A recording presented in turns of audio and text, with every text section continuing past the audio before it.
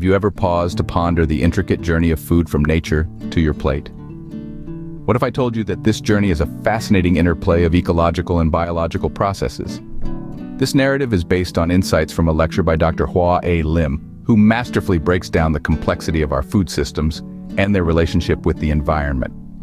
Our food systems are essentially chains that connect us to the Earth's fertility and the sun's energy. According to Dr. Lim, there are three main food systems sustaining us today: the industrial, the organic, and the hunter-gatherer. These chains, diverse as they are, serve a common function. They transfer the energy captured by green plants from the sun and stored as complex carbon molecules to species that cannot manufacture them on their own. This process of energy transfer is the essence of life on Earth, or as Dr. Lim eloquently puts it, the whole of nature is a conjugation of the verb to eat in the active and passive. Every item you pick from a supermarket shelf is a link in a food chain that starts with a specific plant growing in a particular patch of soil or a body of water.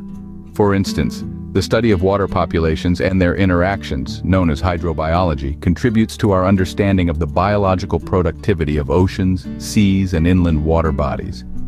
Surprisingly, the foundation of a typical American supermarket rests on a narrow biological base dominated by a single species, maize, or corn as we commonly know it. Corn is the food of choice for a diverse range of animals, from steers and chickens to pigs and even salmon, which are being re-engineered to tolerate corn.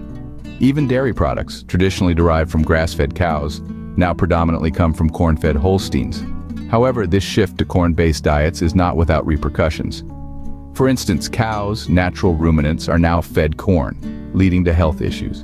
Similarly, cattle raised for meat are often given growth hormones and antibiotics, potentially leading to zoonotic threats for farmers. Dr. Lim encapsulates this in a witty yet profound statement. We are not only you are what you eat, but also you are what you eat eats.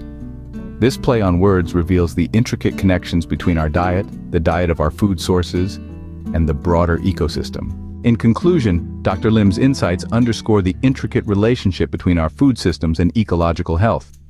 Our food choices are not just personal, but they echo through the complex networks of life, impacting the environment and the health of other species. As we navigate the aisles of our supermarkets, let's remember Dr. Lim's powerful insight. The whole of nature is a conjugation of the verb to eat in the active and passive. This wisdom serves as a reminder of our place in the grand scheme of things, and the responsibility we bear in preserving the intricate balance of our food systems and the environment.